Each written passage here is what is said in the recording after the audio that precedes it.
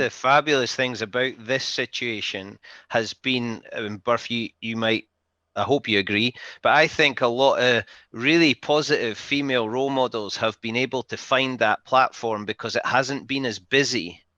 And Rocky Clark is on everything.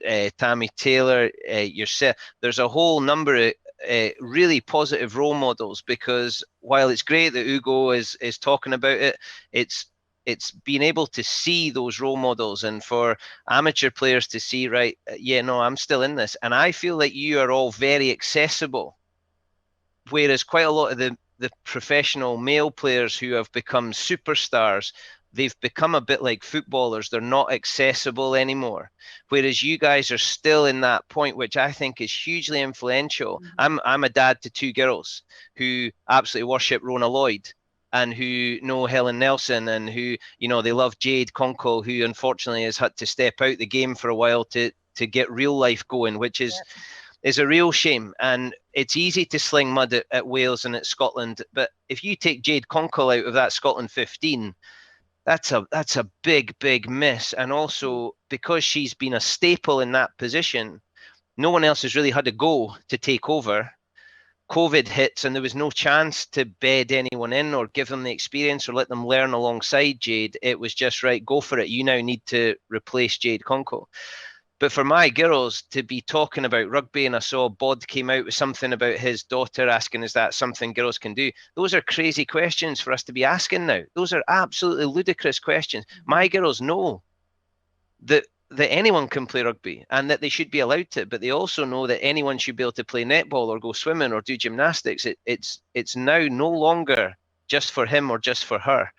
And I think, Burf, I think you and a lot of those World Cup winning colleagues are doing a fantastic job of promoting the game and making it something that's exciting. It's not, you're not selling a dud product. You're selling a bloody good product. Absolutely. And I think, thanks for that. And I think that kind of group of players that, Owen, also you're mentioning, like Tam, Rocky, Nolly, like, I think we feel a real sense of responsibility, and that we've got it. Like, I would be absolutely nowhere without the game rugby, and I want other young girls to know that. And so I feel like there's a real responsibility to keep shouting about it, keep pushing the boundaries, keep, knocking on the door saying that's not good enough, or this is good, yeah, let's keep pressing with that. Because, it, like you said, it's such a brilliant product, and there's so many great opportunities. And I think that accessibility, I think we understand that we've got a job to do. We can't just rely on the media to do it. We can't just rely on unions to do it.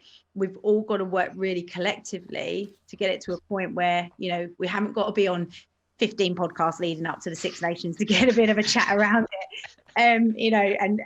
But that's the whole bit. Like, we're really passionate. We love it. We've had great opportunities ourselves, and we just want to replicate that. And so, yeah, I think, the accessibility to players is because they understand and know what responsibility lies within them. Just lastly, Mark, before we jump elsewhere, is that, when we talk about the accessibility, as a journalist, I worked at Chelsea. I've done a little bit of stuff in football, and you're right, there's almost a kind of an imaginary kind of distance between the players and the fans. A lot of it is down to money. I remember going to Oxford Street. There was a Chelsea kit launch, and I was on the coach with the Chelsea players, and you are talking Arsenal fans, Tottenham fans throwing gestures to the coach as you were driving up. And when we got there was probably 4,000 fans at the Oxford Street Adidas store, and John Terry gets off, everyone goes crazy. Frank Lampard, Florent Malouda, Michael Ballack goes crazy. I got off the coach, it was tumbleweed. Absolutely. No one knew me whatsoever. And then Did you still give a wave? Yeah, give a wave. Like, yeah. Autograph, anyone? Anyone want an autograph?